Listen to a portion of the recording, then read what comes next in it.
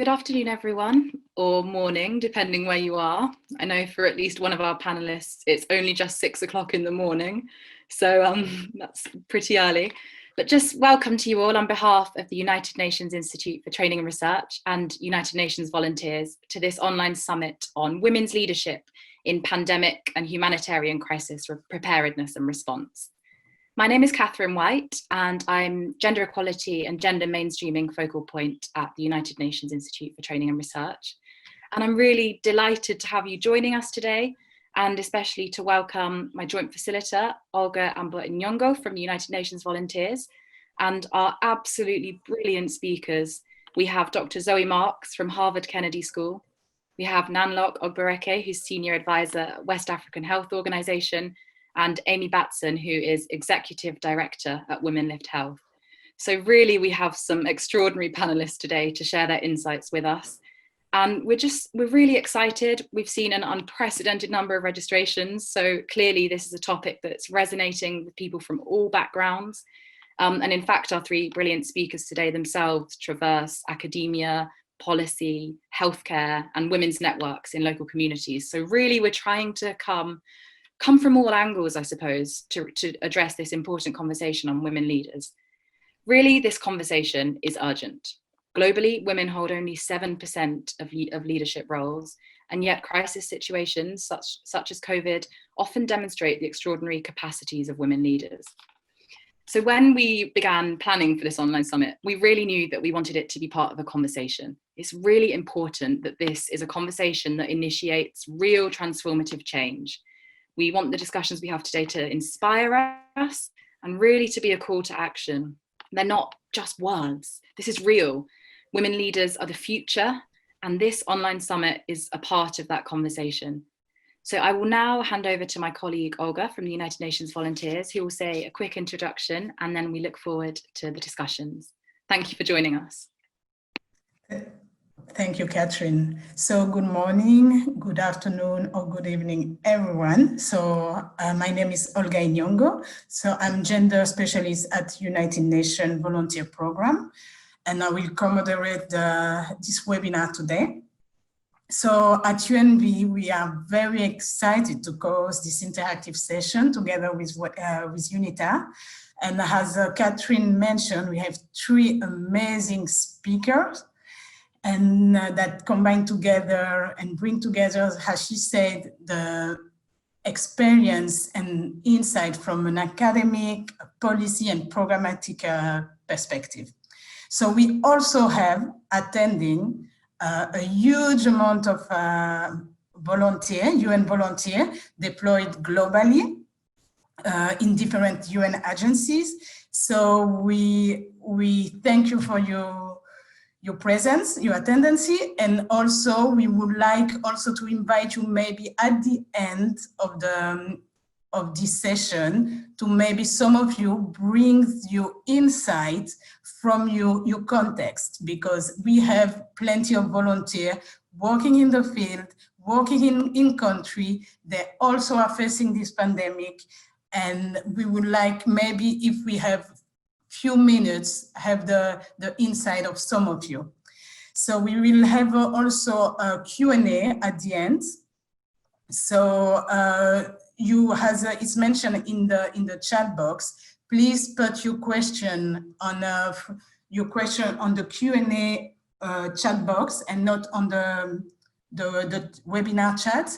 And if you prefer to put it in French or another language, we can read French and Spanish also. So please go ahead and write in the language that you feel more comfortable. So I'm not going to talk too much now. I welcome you, and I will let's kick off. And over to you, Catherine, for the introduction of the first speaker. Thank you. Thank you, Olga, for that wonderful introduction. And what a way to kick off with Dr. Zoe Marks. Zoe is a public policy lecturer at Harvard Kennedy School, Her research and teaching interests focus on the intersections of conflict and political violence, race and gender, and inequality and peace building, as well as African politics. So she's got a wide range of experience, and she has an extraordinary insight on the power of women's leadership. I heard her speak a little yesterday, and it was inspiring. So I'm delighted to welcome Zoe to the floor. Thank you.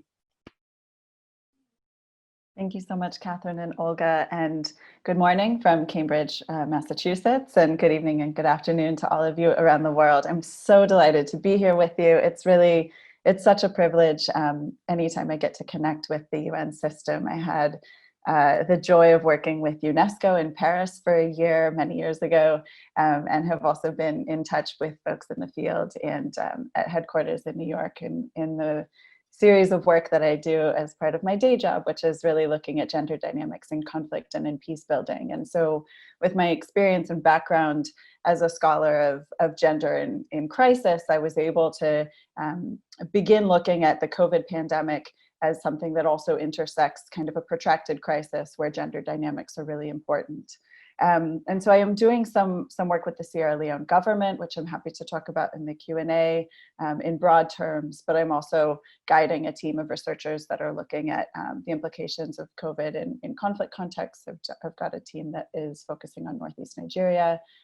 So we can have a broader discussion, but for now, I just want to set the kind of parameters of what we'll be talking about today, which is thinking about leadership in its full scope. And so when we think about women's leadership, I want to set out that there are statistics that give us a sense of where women have had access to formal power, to positions of authority and responsibility with budgets and staff attached to them.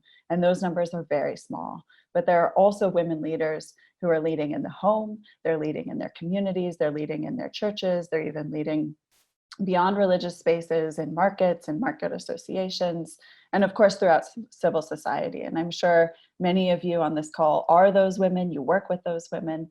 And so there's this sort of tension when we talk about gender dynamics, and that we're talking not just about women or women identifying people, but we're also talking about people of all genders, and we're talking in particular about men and male overrepresentation. So most of my comments will focus on women, but I want to set that kind of broader landscape of what gender is and does and how it works, because that's always at play when we're talking about kind of issues of power and inequality. And so to start with sort of the first point, I've got 3 or 4 points I want to make quickly, but the first point around leadership is how and why is leadership gendered? So there's some really important and useful research that's been done for decades that identifies that there are some significant differences generally in broad trends between how women exercise leadership strength and how men exercise leadership strength. And this is consistent across different cultures and different country contexts, although there's always contextual variation. And so what we see is that women are particularly good at doing what's called democratic and participative transformative leadership.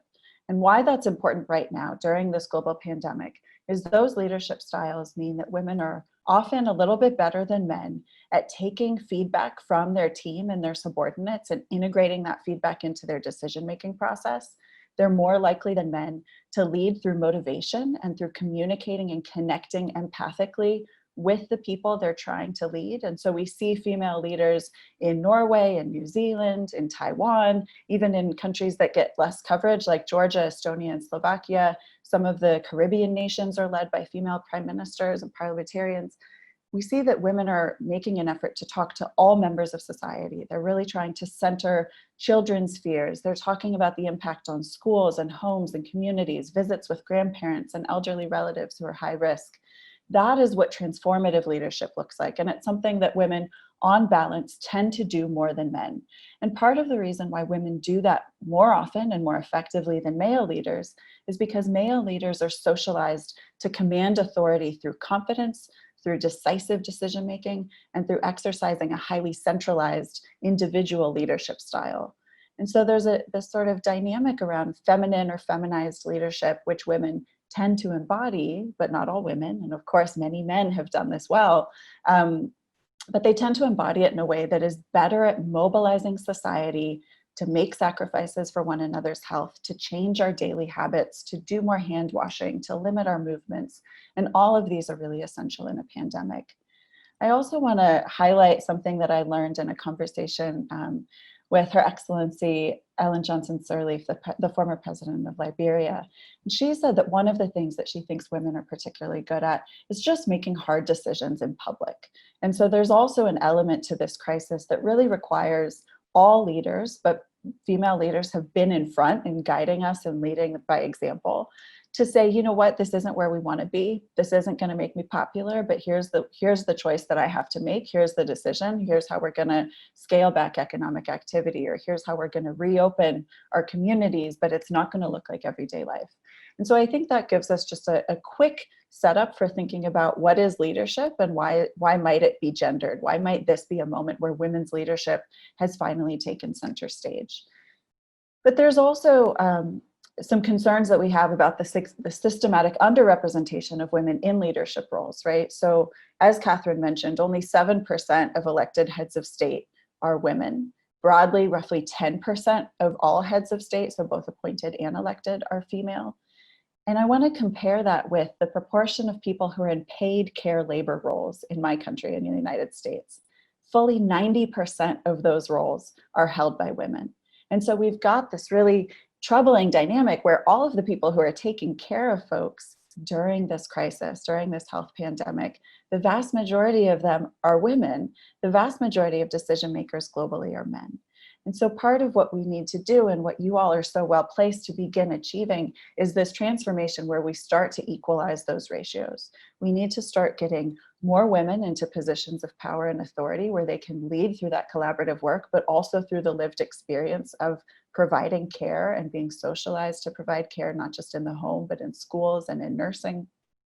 And get some of those men who've been socialized to provide authority and individualized leadership into more caring parts of our society where they're able to connect with their children. They're able to participate in things that build kind of bottom-up grassroots strength. And so we see this leadership happening at different levels. But the other thing that is really important to keep in mind is that it also leads to certain vulnerabilities in class dynamics. And so I want to talk a little bit now about intersectionality. Intersectionality is a theory that was coined by Black feminist academics in the United States. But what it refers to is the multidimensional nature of our identities as people, and the way that those identities set us up at different levels of society for access to privilege and resources, or to oppression and inequality and subjugation. And so one of the things that we've seen, particularly in the COVID pandemic, is the fact that systematically around the world, girls often have less access to advanced schooling. They're more vulnerable to sexual violence and abuse. And during a health crisis or other forms of crisis, this often leads to increased dropout rates of girls relative to boys, and a departure of women from the labor market and from the economy. And men tend to go back to work sooner than women do after a crisis. And so there are these sort of different layers of vulnerability and compound vulnerability that are really important to keep in mind. That if we're thinking about leadership, it's not just about how can we get more elite women into elected office, it's also how can we ensure that girls stay in school? How can we get girls back into school at equal rates to boys where schools have been interrupted or closed? How can we ensure that women have access to paid labor and to good jobs, not just to informal jobs? So we know that women are much more likely to be in the informal economy. They're much more likely to have less access to regular labor and regular wage employment. And part of the thinking about COVID in a gendered context is thinking about leadership at every level of society. I want to just end by drawing our attention to how these things come together. And so one thing that we know from research on gender and politics is that having more female parliamentarians actually increases spending in health and in education. Right now, even appointed officials are mostly men. So where you have a presidential cabinet and ministers can be appointed by the head of state, so it's not even a question of whether society is ready to vote for women. Only 1 in 5 ministers globally is a woman. And so if we begin to look for equity at the top, we know that spending will follow to some of these key areas that are most vulnerable during the pandemic of education, the health sector, and other social safety net issues. And so I want all of you to really be in conversation with us today, but to take this conversation forward, think about where you can identify female leaders at every level of the communities that you're working with, but also the organizations that you're located in. ask your team for ideas, for solutions, for success stories, not for the purposes of sharing them with donors or in a reporting cycle, but really for the purposes of generating innovation and strengthening care. I think that injecting a care ethos into all of our leadership will benefit us. There's a sort of folk wisdom that women are more empathic than men. And psychology research shows us that's not true. It's just that women are taught and trained to exhibit that empathy publicly and to bring it into our leadership skills, whereas men are taught not to. And now is a perfect moment to begin changing that and to invite men to participate in public empathy and to participate in this sort of bottom-up leadership process where we really care for our societies from the inside out. So with that, I'll leave it there, and I look forward to hearing from my colleagues and from your questions. Thank you so much, Zoe, for your insight. It was really interesting to kind of understand what's leadership mean. I think it was a good kick-off of the session, what leadership mean, and that you bring also like this information from different countries. The aspect of intersectionality also was really an add value. So thank you very much for your first your contribution. We now will pass to our second speaker. So let me introduce you, Miss Nan-loop Ogubereke. She is an amazing speaker. I had the honor to work with her previously. She is currently the special advisor at the West African Health Organization based in Burkina. She originally from Nigeria, so she has a deep knowledge of the West Africa region. She brings to this conversation a huge experience in health and development and pandemic. She has been working in international NGOs, and now she's working in an international organization, and she has a deep knowledge of the West African region. So I will stop here, and Nan-loop, I'm now giving the floor to you. Thank you, Olga, and thank you, everyone. Good morning, good afternoon, good evening, depending on where you are.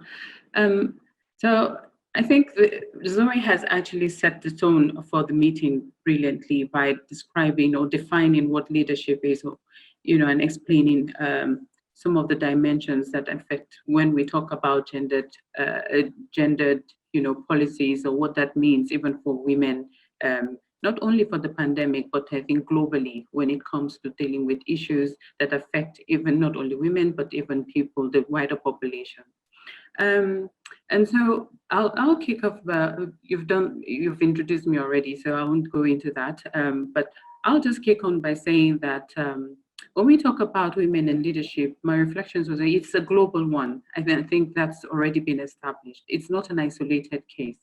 And so any place around the world, women actually, there's still that systemic issue, or the systemic over representation of men compared to women. However, I'll focus in Africa, but more specifically on West Africa. Of course, I've worked in different regions and countries across Africa and in Asia. But I'm in WAHU now, West Africa Health Organization, and I'll start with a personal story. When I got this job, over the years, about 80% of the time that I've worked in international development or in the current role in an intergovernmental organization, which there are strong interconnections, I've been considered as privileged. Now, that word privilege was, in itself can be described in different forms. But I took it to mean that, okay, why? Because I'm a woman, I happen to be described as privileged to be in a leadership position. Now that kind of gives us a personal insight into why this is a very important topic. And if we go into whether it is leadership or it is management, those are the kind of conversations that women such as us on this panel, or even at the community level or at household level, we're faced with, we're confronted with that description where we're defined by, it's either that you're privileged or it's either that there's something additional that women are expected to do to be able to achieve or be in a particular position. And this takes me back into the point where in the course of work, I've been able to lead inspiring people. And then there's a certain side to privilege where I would describe the people that we've worked with as women leaders and the women who have mentored me and men as well have worked with. You see that there's so much potential, whether in the rural communities, which I've had to work with, on the field, or whether in the office dealing with strategy and thinking of program design. And so 80% of my years has been across all of these domains. And it's kind of given a different perspective of how one evolves as an individual and even broadly across the spectrum of what it means to engage when you're working in different work environments, looking at different teams, or looking even at the projects or countries, in fact, or cultures. So it's actually a very diverse stream, a broad range, and then to look at women in leadership across these different spheres. My first experience also was with the Ebola, and I'm talking about Sierra Leone, of course, as one of the countries that was the major country that at the time where I used to work with an INGO, we were faced with that challenge of having to work with rural communities. Now the response plan, at least the ones I've seen, and it's also reflected even with the COVID one, are hardly ever gendered. So it's not looked through a gender lens, and that in itself, considering the number of women who are affected, or a majority, the caregivers, sets a barrier. And then it was something that had to be recognized. And then within the Sierra Leone case, we had to think of ways to work within the coordination team and support to be able to address the issues that had emerged from that. So now when we talk about the barriers, I'll just go on to the barriers, or what are those drivers, when we talk about women's representation. Zoe had already mentioned quite a bit, but I think it is worth re-emphasizing. We need to keep talking about it, but more importantly, hopefully at the end of this discourse, we'll be talking about the actions that we can take. And some of the barriers is one, of course, it's already a given, there's the lack of representation of women. And when we say women in leadership, there's also by implication the opportunity to be able to participate actively in the decision-making process of whatever, whether it's at parliament or whether it's even at household level. The power that women have and the agency to be able to change the dynamics or change the narrative is something that is still, and that is part of the reason why we're having this conversation. Part of the reason why this summit is also important, and many conversations that have been happening. Of course, there's Zoe had already talked about the outnumbered, women are outnumbered in these spaces. Even when women are put as in positions, it's usually, the roles are usually maybe as an assistant or a general role. So you can see even in employment, the kind of roles or the kind of positions that women occupy, it just shows again and depicts that there's more than ever, it's important to also look at this, because there are multiple layers to which this, issues of leadership and issues of women's rights are important to be discussed. The stereotypes are other things, and of course the social cultural barriers. Coming from my own culture and the places in which we've worked, we see that those barriers are really, and those harmful norms are actually some of the things that limit the potential of women into aspiring or even wanting to be in positions of leadership. So that will be like setting at least a background of saying, okay, yes, these are some of the barriers, but it's extensive. But I'll go on to talk about, when we talk about specifically humanitarian crisis, we know that sexual and gender-based violence is mostly, it's mostly women. And when you look at the conflict, whether it's in South Sudan, whether it's in Kenya, whether it's in Nigeria, wherever it is, and even now that it's global with the COVID-19, there's really no hiding place. It's now very, very obvious that some of these issues are things that must be addressed and should be included even when we think about developing our response and preparedness plans, which sadly is lacking. I think to even do that, there's the question of, disaggregated data. So how available is data for us to be able to use those evidence, the data that we have? And I say this because for West Africa, even for WAHU, in the course of supporting and leading in developing guidelines for the regional response to COVID-19 pandemic, for example, it's very hard for us to get disaggregated data. So even making those decisions are mostly anecdotal, or we kind of try to get an estimate. Yes, there was a very good paper that was written by the policy brief that WHO, the advocacy brief that they put out last May, and it was really insightful. But then when we want to drill down, to what will pretty much a micro level analysis, we'll see that it's really difficult to be able to do this. Of course, the issues are known. But moving on, so when we say that these are all the barriers, it's not all stories of woe. It's not saying yes, but there have been achievements. Like we know, we've had brilliant examples of Liberia. We've had questions of currently at least New Zealand, Germany, and those examples are very good ones to refer to. But as we all know, that's we still have a very long road to travel. And so investing in women's leadership is very important, especially in our own context when we talk about the pandemic. And well, if you want to execute in the development and the execution of this, this response, we say if we are able to get more women in the space to make these decisions, we probably will have much more gender-sensitive preparedness and response plans and strategies.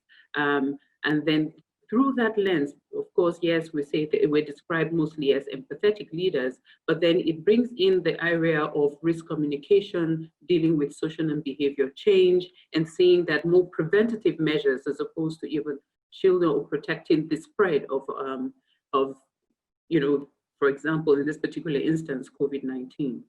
But when we go back and we reflect more on Ebola and then COVID-19, we'll talk about, yes, Ebola 2014 to 2016, it took a lot of lives, and I think I need to emphasize here that for the West Africa region, excuse me, 3 countries were mostly hit. We had Liberia, of course, Sirleaf, at least we can refer to her as one of the female leaders, and the only one actually in the West Africa region so far.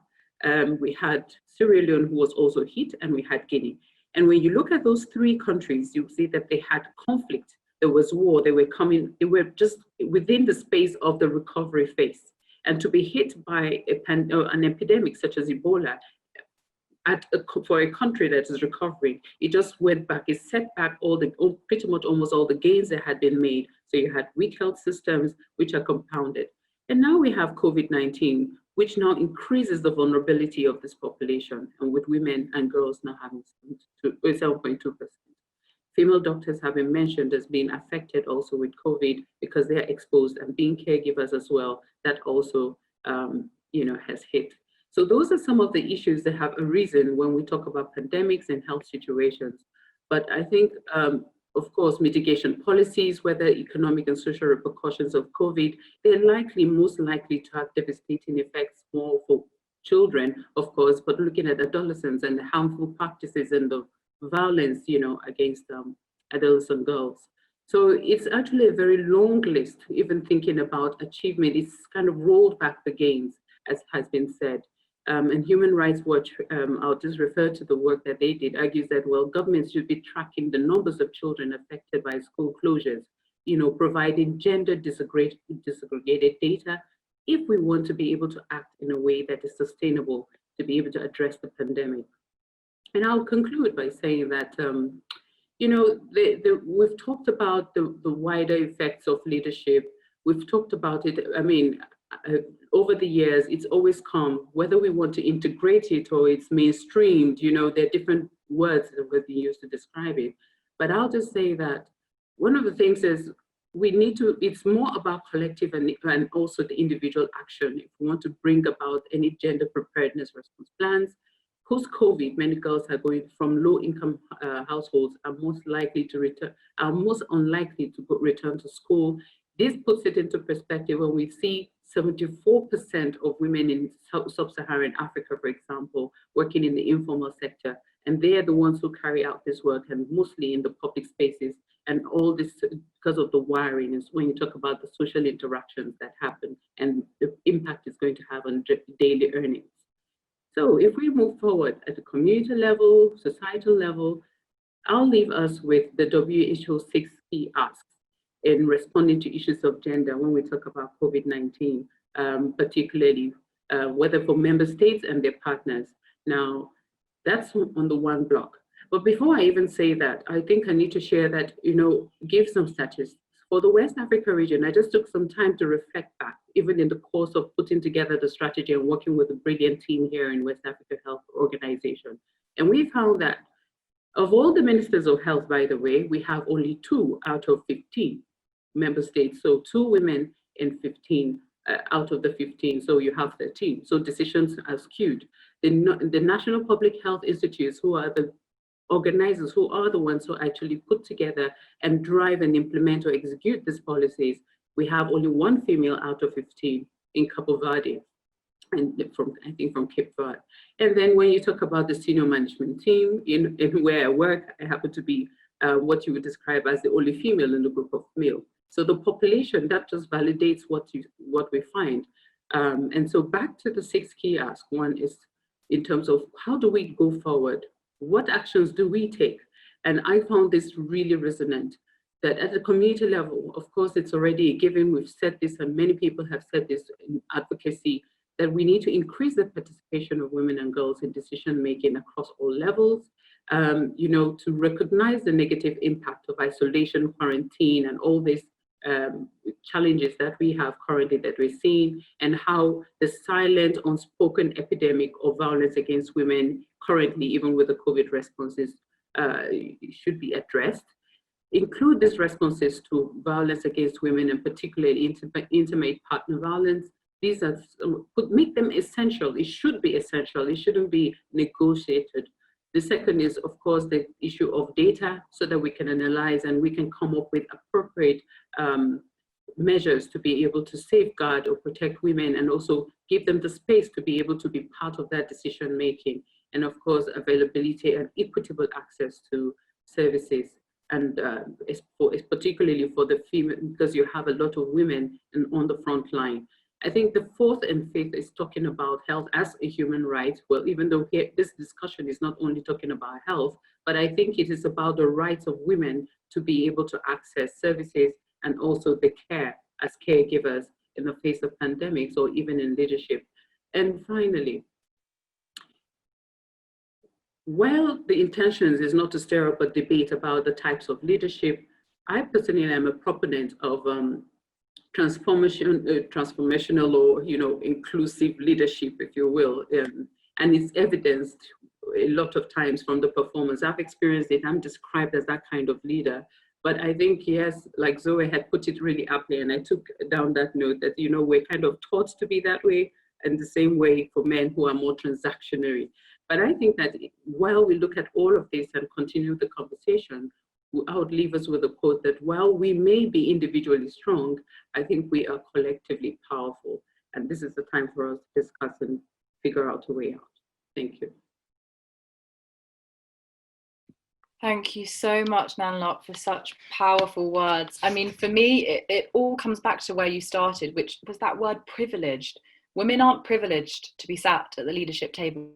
It is a right. And once we transform that harmful way of thinking, we will transform these attitudes that lead to us having a lack of women leaders at the table. So I thank you for that.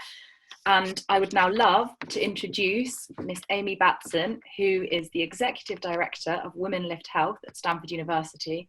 We're really excited to have Amy here today because she has an extensive career which involves positions with the World Health Organization, with USAID, with UNICEF, with the World Bank, and she has provided contributions to vaccine and financing at the World Bank, which resulted in billions of dollars in new funding for global health and vaccination of millions of children. So she brings a really interesting and fascinating perspective, and we're very excited to hear her thoughts. I will now hand over to you, Amy. Thank you very much. Thank you. Thank you so much for having me on this exciting opportunity to talk to this issue of women's leadership. In fact, the organization that I'm leading, Women Lift Health, is actually all about advancing women's leadership in global health, because we know we cannot solve the complex global health challenges that the world is facing, including this pandemic, without having more diversity at the table, without having women's voices and other kind of diverse groups at the table. So we've gotten a really good understanding of what gendered leadership means from Zoe, and Nan-loop has really helped to kind of craft this into what does it mean in health and in pandemic, and how is that contextualized or experienced in different countries and cultures. So I just want to touch very briefly on this issue of women's leadership in pandemic, but spend most time on the barriers that women are facing that we're hearing about from women, and some of the thoughts of what we can do. So diversity and women's leadership is so important because COVID and any emergency, in fact, any healthcare issue, affects groups differently, and it particularly affects women and girls differently than men. And unfortunately, when we are in a crisis, it actually exacerbates those inequalities. There's often a tendency to say, oh, well, we'll put that aside until we solve the crisis. And then when we've solved the crisis, we'll start thinking about this issue of women or gender equality. And that's exactly the reverse of what's required. What's so important, and I think that's been touched on by both Zoe and Nan-loop, is this issue of a gendered lens. Leaders bring their own experiences to how they frame a problem, what they see as that kind of critical problem, how they think about solutions, and how they prioritize those choices that they're going to make. So when every COVID task force member comes from the same background, has the same experience, they're largely white privileged men or Black privileged men, what we're getting is sort of this privileged set of experiences that are very similar, and you're not getting the insights from different groups, from diverse groups, about what the array of problems and challenges truly are, and what some of the most effective solutions might actually be. So whether that's in terms of thinking through how an issue like COVID is going to impact sexual and reproductive health services for women, where COVID-19 restrictions may put as many as 9.5 million women and girls at risk of losing access to contraception. Tremendous kind of problem that hasn't been prioritized. Or, for example, the strict stay-at-home orders, which have, with millions of people confined to their homes, has led to this spike, as Nan-loop mentioned, on domestic violence in many parts of the world. That was predictable. And yet so many countries just closed down the safe havens, they closed down the services for these women and children that were at risk of gender violence, because it wasn't sort of highlighted and framed up from the get-go as an important problem. And one could say that it was a little bit maybe the blinkered perspective of those who were kind of defining the problem and defining the solutions that led to this predictable problem that then had to be corrected after millions of women and children had been hurt. I would say the same thing holds true when we even think about the kind of situation and the vulnerable situation we're in with the pandemic. We are facing many of the challenges today because it's the result of the decisions that have been made over the last decade, right? A pandemic, not necessarily COVID, but a pandemic has been predicted, but leaders didn't invest in the underlying health systems, and that's hurt our ability to be, reaching people and responding to the pandemic. Unfortunately, I can guarantee you that there were, just like today, very few women around the table when these decisions were made about what to invest in health. And in fact, data shows that women are more likely to prioritize issues that have been sidelined in the past.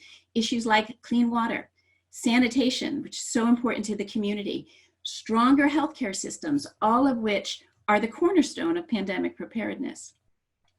So what are some of the barriers that are constraining women from leadership? Well, clearly the barriers present in different ways based on the cultural context in which we're in, but there's a lot of overlap. There's a lot of universal themes that we see. And where I'm at Women Lift Health, we've done a series of kind of interviews with women, and of course, learning from experts like Zoe and Nan-loop, but kind of bucketing it in three categories: societal, organizational, and individual. So societal is this issue that we live in, we have systemic gender bias because we live in paternalistic societies. in which women and men consciously and unconsciously respond to women professionals based on their ideal concept of what is a wife, what is a mother, what is a good daughter's behavior, and then that kind of affects how they treat women as professionals. Second, organizational, that women face within their organizations a lack of these networks and mentors and professional development resources. They have everything from unconscious bias to conscious bias to active harassment in the workplace that impacts their ability to be successful. There are male-oriented metrics for success. We've heard that it's sort of this decisive, centralized decision-making that ends up skewing what is actually the most skewing sort of how women are perceived and what are very effective leadership traits that may not fit into those buckets. And of course, we see biases in how people are recruited, how they're hired, how they're supported within the workplace. And then third is individual. So women are facing these tough tensions between home and work responsibilities, especially as their career growth opportunities rise. And suddenly they're like looking at their family growth, but also travel requirements or being late at the office. And that's creating a huge challenge for women who are trying to do it all, to balance it. There's also what we heard from woman after woman, country after country, is women have a lack of self-belief. They often self-silence. There's a fear of taking a risk. There's also a fear that women have of losing their own authenticity when they're exerting power. Again, because power has been defined by these male traits, and that's not how women exercise it. So women are left with how do I communicate my decision and still maintain my authenticity? And we're seeing from some of these women leaders around the world, some fantastic examples of how to use one's empathetic voice, how to use those feminist traits of leadership to fantastic impact. So what are some of the things we can do? Well, I would leave one big message. This is not about fixing the woman, right? I think too often the focus has been on the individual, and it's just like, if women would just lean in, it would be fine. This is not about fixing the woman. So in terms of what we can do, and I think Nan-loop phrased this very well, it's about both individual and collective action.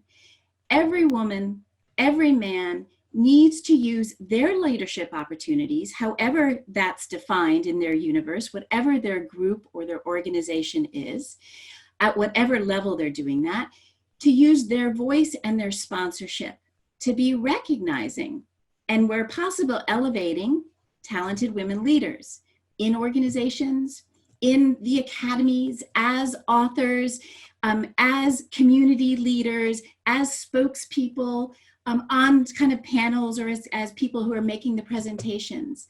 And if you don't have the opportunity to control the panel or control what you're seeing, it's about making sure you're asking the question, asking, why aren't we seeing more diversity? Point out the opportunities to be bringing in diverse voices and suggest some of the people you've seen in your own network who would be best placed to be kind of raising their voice and sharing their views. We've heard about the importance of disaggregated data. If you don't know what's happening, you don't know what's not working or what is working, you don't have the sort of the strength and the data to be able to present it and get change in action. And I think one story I'll just briefly tell that deeply resonated with me was some colleagues at the Gates Foundation that were focusing on financial services for the poor. And they were absolutely committed to increasing equity. So increasing the number of women who had access to be more balanced with men. Made a huge investment, really thought deeply about this, to how to increase access, and had a fantastic success in terms of increasing access. And they also, unfortunately, increased the inequity. And what the big lesson, they had all the data to really capture this and learn from it. And the big lesson that they took home is when we design and build for everybody, we actually design and build for men. We have to have a very deliberate gender intentional view if we want to make sure we're designing and building for women and men. And for me, that really struck home, because we just don't even think about that unconscious bias of how we think about the person we're solving for. Of course, this issue of male allies, really important. Again, this is not about fixing women. This is about all of us coming together. And men are often in these positions of powers and have the possibility of making these important contributions. And a colleague, Madhu Pai from McGill University, was very kind of empathetic in talking about the importance of actually not so much women leaning in, but men leaning out, which I also resonated deeply. Just two last points is, one is transformative change is about working collaboratively. It is about working with the partners around the world, around one's community, at the national level, at the global level, so that collectively we can start to have more impact. We live in we have a really diverse ecosystem, and there are some fantastic organizations out there that are focusing on kind of government and how do you change government policy, on academia, on community, on philanthropy. All of these make up the kind of key points where we have to be changing the mentality, bringing in more diversity, and bringing in more of that gendered deliberate approach. And then I think the last key thing I really wanted to highlight was, it is also about there's not a one size, right? This is a highly culturally sensitive, contextualized issue. It's not only cross-country and cross-cultural, it's also, when we think about women's leadership for the pandemic, women's leadership in health emergencies, women's leadership in health generally, right? This also spans the different types of organizations: academic, multilateral, private sector, NGO, civil society, community-based. And it spans different disciplines in this health space. It's the scientists who need to be at the table. It's the policymakers. It's the practitioners. All of these groups, the managers, all of these groups need to be there. So when you suddenly think about the diversity, not only culturally, but sectorally and disciplinarily, it's a very diverse group, and we really have to be thinking about sort of the contextualization within each of these, and how people within each of those subgroups has to be raising their voices, raising the questions, pushing forward a little bit, helping promote each other, and supporting women around them, and encouraging men to be taking these deliberate actions. So let me stop there.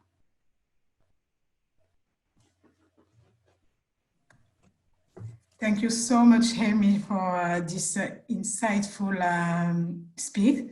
I will just highlight like some point that you comment that really struck me. You really start with the diversity or gender lens. So that was a point that that you really brought to the light, that we have to consider when we think about a woman in leadership or response to pandemic, that we have to have this state of mind of diversity and gender lens.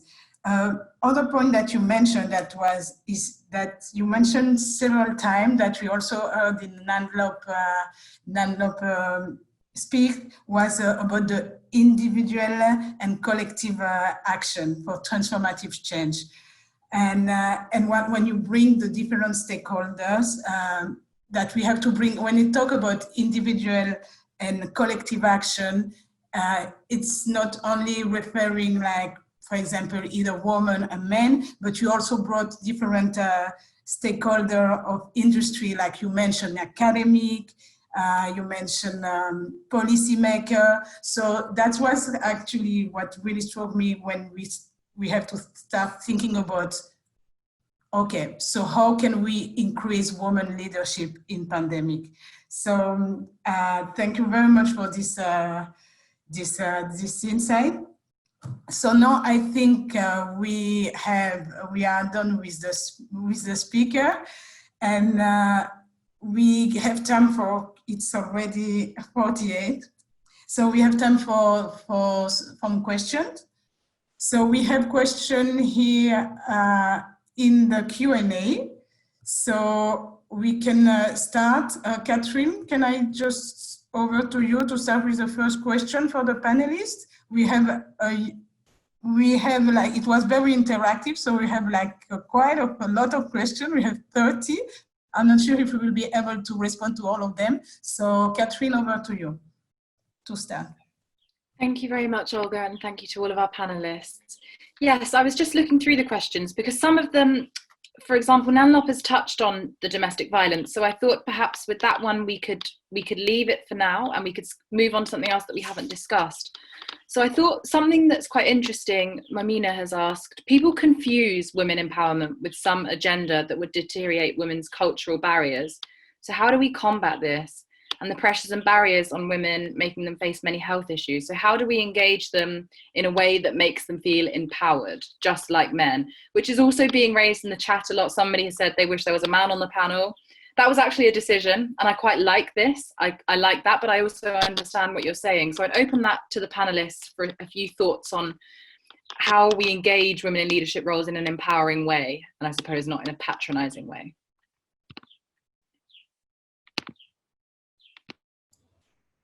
I mean, I'm happy to start. I think that it is very much about recognizing that women are coming to the table with a tremendously valuable experience, with their own talents, with their own networks. This isn't about kind of just training a woman so that she can be a leader. The women are coming as leaders. And so I know as we're thinking about how best to be supporting women in their leadership journey, it's about supporting them with what is it that they need as their next steps to be, to have that authentic voice and to feel comfortable with it, to address the issues that they feel are holding them back. And very importantly, again, it's not just focusing on the women, it's about giving her what she needs to feel empowered, but it's very much recognizing that all of these women are facing many of the same barriers, same constraints. That suddenly when you hear other women talking to it, there's this realization that it's not just me. It's not just me that didn't get heard in that meeting until a man repeated what I said. Every woman around the world every woman in the room starts nodding their head saying, oh yeah, that's happened to me a lot. And even when we spoke with the former Prime Minister from New Zealand, Helen Clark, she said, yeah, when I was head of state, I sat at a table with these other heads of state. And like I would make a point and nobody would hear it until a male head of state repeated my point. And suddenly everyone said, oh, that's brilliant. So it was like, even as a head of state, women don't get heard. So it's that kind of acknowledgement and meeting women where they are and supporting them with what they feel they need and looking at the whole environment in which they're working and living to be about empowering these women, not training them, not recognizing what they already bring. Thank you, Amy. That was a brilliant answer. I think I saw a very interesting question addressed to you, Nan-loop, which is about racism and sexism. There's a double barrier there that Black women face and other women of colour. Do you feel that you could share some of your experiences on that, or how do we address that? If we can address that in a 2-minute answer. Okay, I'll try. Well, but I think I'm going to be vulnerable here and share, and hopefully maybe a bit of my story might help. And when we talk about race, of course, it's a very touchy conversation, even now, considering what's happening in the United States and across with the movement. But then it also touches on when we talk about intersectionality, we talk about so many things. But my own experience I'm a Black woman, and then there are also the social, we've talked about the social cultural barriers to women, even as a leader. And as a mother, there are also expectations. So there's a lot, it's not just only about race, there's also ethnicity from where I'm coming from. So there are many dimensions to it, but my own experience has similarly been across board. First, you're a woman, I'm socially wired in a certain way. I was raised in a certain way to fill certain roles. And yes, just like what Amy said, when she said that I couldn't help but nod my head because I've led men in a team. But I go to a meeting with whether it's a commissioner or is an executive meeting, and we sit around the table. But I'm the leader. But then there's also the factor of age. So I was a much younger woman, leading men, and we all enter the room, but I'm not even greeted, I'm not even recognized. So it's until introductions are made around the room, then it now dawns on whoever is hosting us, and they say, oh, okay, so you are the lead of the men. So those are personal, it kind of hits you, and even when you make a point, it's not heard, or you're kind of like but it's something, it's not only about women being wired that way, but it's also how men are also raised as young boys. So I don't have like a very yes or no answer, but it's real. But then how do you deal with it? I think on a personal level, I've just had to just say, you know, maybe it depends on how I've responded to it. Sometimes we get it's kind of like a slap on your hand and you kind of like withdraw. But oftentimes we've had to project our voice more. We're kind of like trying to be able to just try to fill the space with your presence in some way. But then it's just the kind of reaction that has happened. So I'd say that, yes, race is there. We all experience it in one place. I know I have, not only in Africa, but even when I've had to travel to the UK and even all those places where we go for meetings, there's always that thing that comes, but it's a sensitive thing. And it's not a question that I think I have already answered for, but on a personal level, I've tried to navigate it as much as possible. And where there's a time to speak about it, even if it makes others uncomfortable, we have to address it.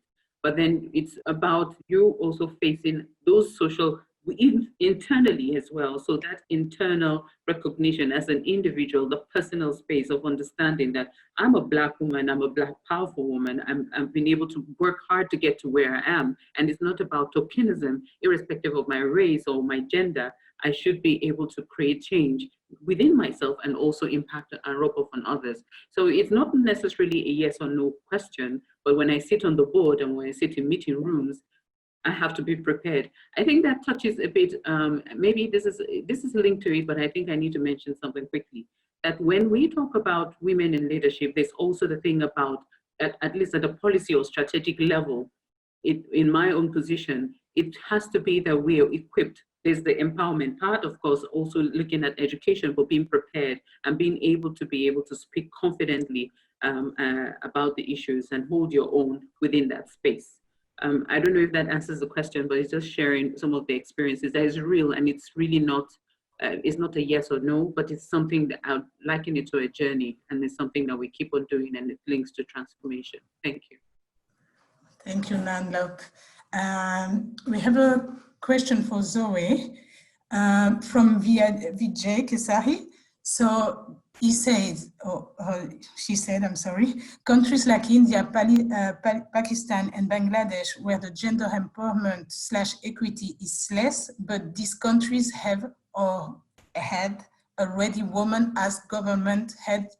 But a country like America, where there is woman empowerment, is higher, but there is no woman head of government till now. So the question, maybe you can reflect on this question.